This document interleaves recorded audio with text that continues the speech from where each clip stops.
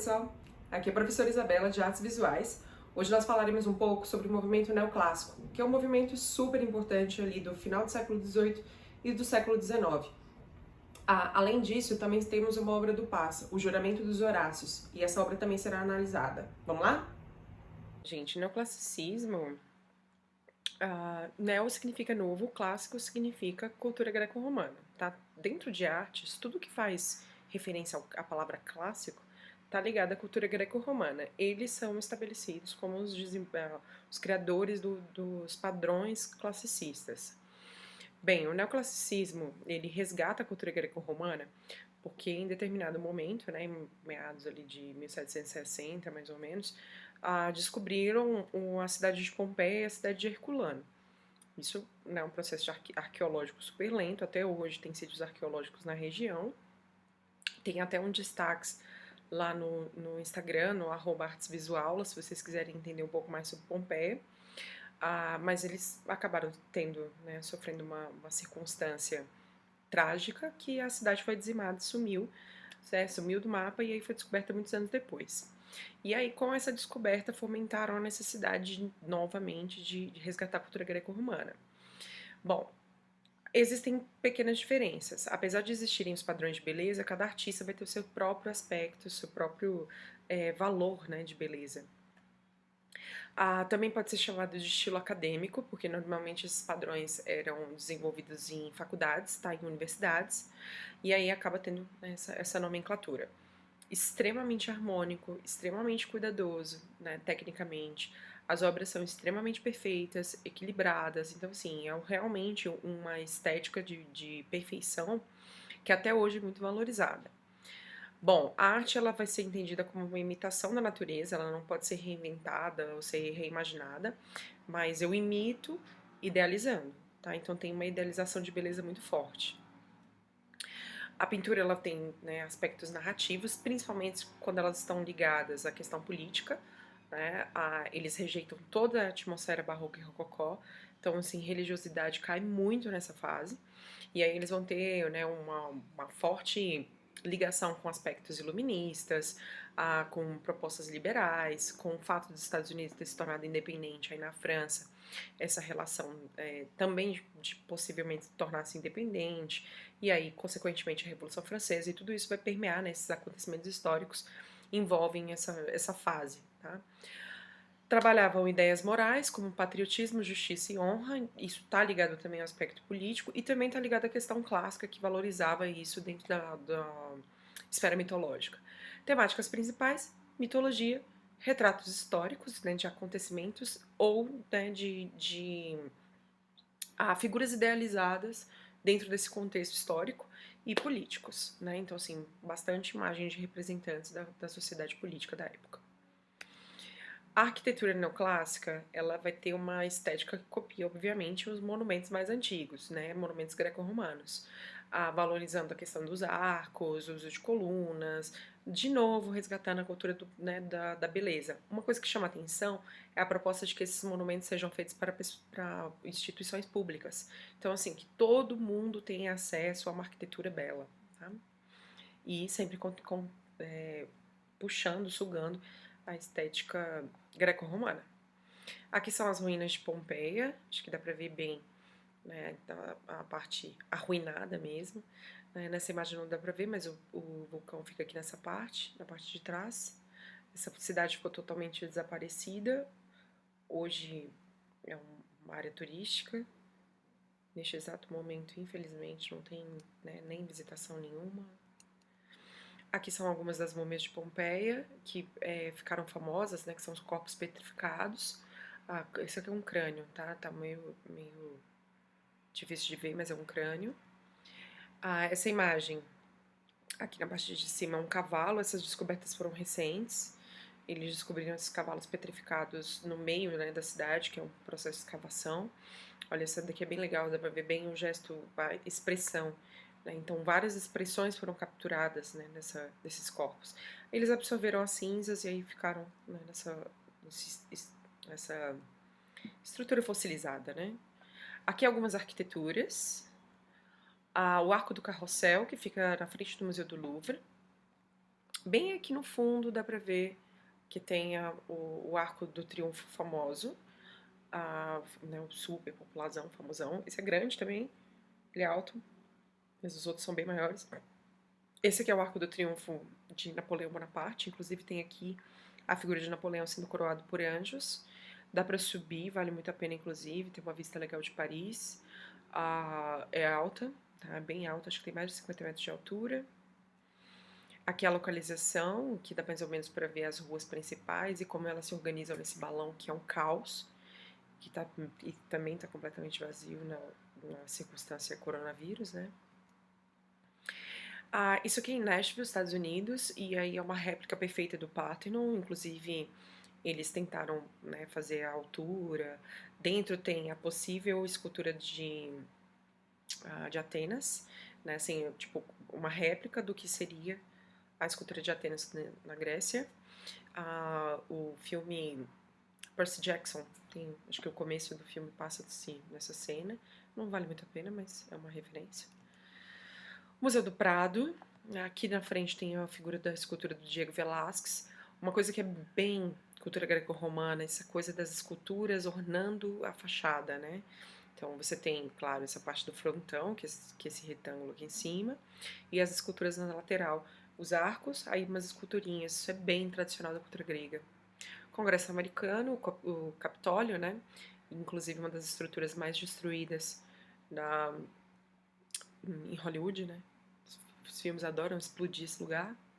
Museu Britânico, tem colunas jônicas, né? Que são essas estruturinhas arredondadinhas, escadaria, frontão, tudo bem e público, né? Então, assim, um lugar acessível. Gente, o Museu Britânico é de graça, se não me engano, a entrada. Casa Branca, apesar de ser bem mais simples do que todos os outros monumentos, ela tem uma referência, né?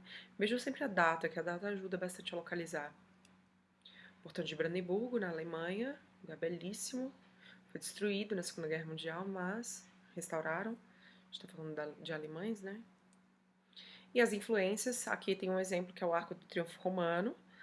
Esse aqui é o Arco de Constantino. O Parthenon, né? Que influenciou lá aquela estrutura de Nashville, não somente aquela estrutura de Nashville, que na verdade quis fazer o Parthenon americano. Pinturas neoclássicas. Jacques-Louis David é o maior de todos, inclusive a obra do Paz vai ser dele.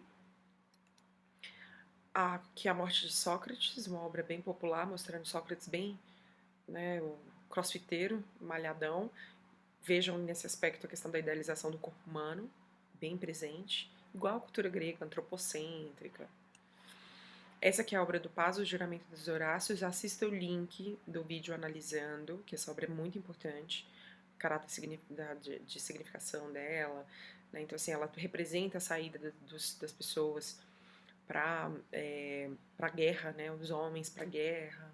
Então, assista o vídeo. Coroação de Napoleão Bonaparte.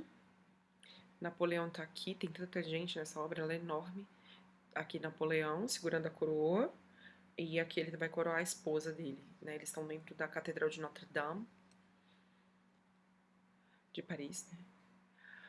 Bom, essa aqui é a Morte de Marat, essa obra é bem legal, mostra um dos representantes dos girondinos, que foi assassinado, não, ele era um jacobino e foi assassinado por uma girondina. E aí, ele, ao pintar né, essa peça, ele quis fazer uma retratação de um corpo como se fosse de Jesus Cristo, né, de um Marte.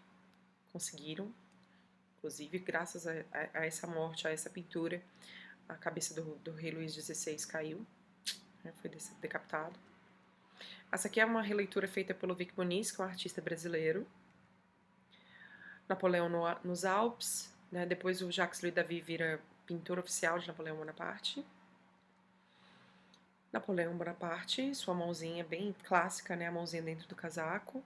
Dizem que é porque ele tinha úlcera, mas acaba virando uma pose bem famosa. Dominique Ingres, outro artista, também retratou Napoleão. A grande odalisca. Ele tem um padrão de beleza um pouco diferente, ele alongava o corpo das mulheres.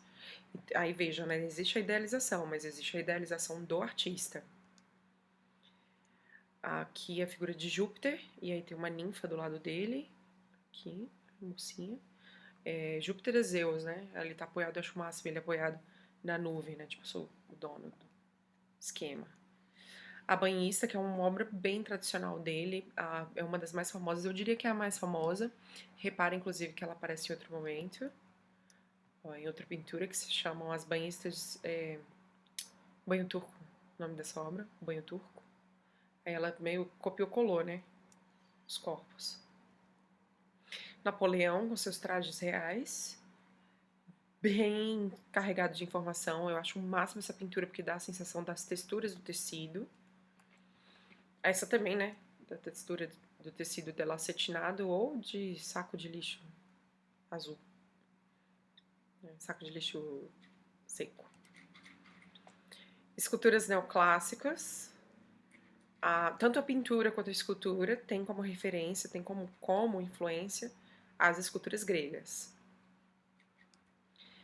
Características gerais, sempre com temáticas históricas, dentro da literatura, principalmente francesa, tá, gente? Referências alegóricas e mitológicas, decorativas, né? E muita mitologia.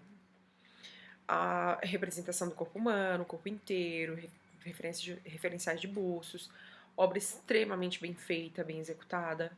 Esse barulhinho que tá rolando é porque minha gatinha tá comendo ração.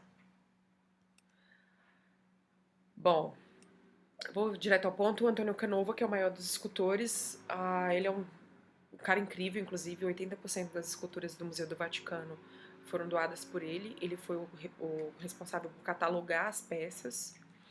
Essa é a obra mais famosa dele, já foi a obra do Paz, chama-se Eros e Psique. Aqui outro ângulo, mais um. E esse aqui é o estudo que ele fez, né, para construir a peça. Aqui tem outras pinturas, né, nem todas são do período neoclássico, mas é só para vocês saberem que é uma temática constante, né, dentro da cultura artística. Uma história super bonitinha, vale muito a pena procurar. Aqui ela tá olhando para ele, dormindo, tem uma historinha. Bom, aqui outras esculturas do Antônio Canova, as Três Graças, aqui do lado esquerdo, e do lado direito, Madalena Arrependida. Madalena de cabelos soltos. A referência do cabelo solto tem a ver com prostituição, tá? A figura de Hércules matando um dos discípulos dele. Aqui é Teseu matando um centauro, perdão. E essa daqui é a escultura de Napoleão Bonaparte. Napoleão, busto de Napoleão, e aqui Napoleão como Deus Marte. É muito boa a história dessa obra também. Napoleão, quando perdeu pro Duque Wellington, os ingleses, o Duque Wellington pegou uma obra de arte que representasse Napoleão Bonaparte. E aí ele escolheu essa peça, Napoleão como Deus da Guerra. É muito irônico, né? Porque ele perdeu a guerra. As influências principais das pinturas e das esculturas. É importante saber que as pinturas gregas, elas eram feitas em vasos, então elas não influenciaram a questão da perfeição da cultura neoclássica, tá? Quem influenciou, na verdade, a pintura, lembre-se disso, quem influenciou a pintura neoclássica foram as esculturas. Tanto que os movimentos, não tem tanto movimento, é todo mundo meio congelado, né? Meio escultórico. Então, essas são as referências. E aí depois eu quero que vocês assistam, usando esse QR Code, o vídeo sobre, né, o juramento dos Horácios. É isso aí. Qualquer dúvida que vocês tiverem, vocês podem me procurar pelo Google Classroom ou no @artesvisuaulas no Instagram. Até mais!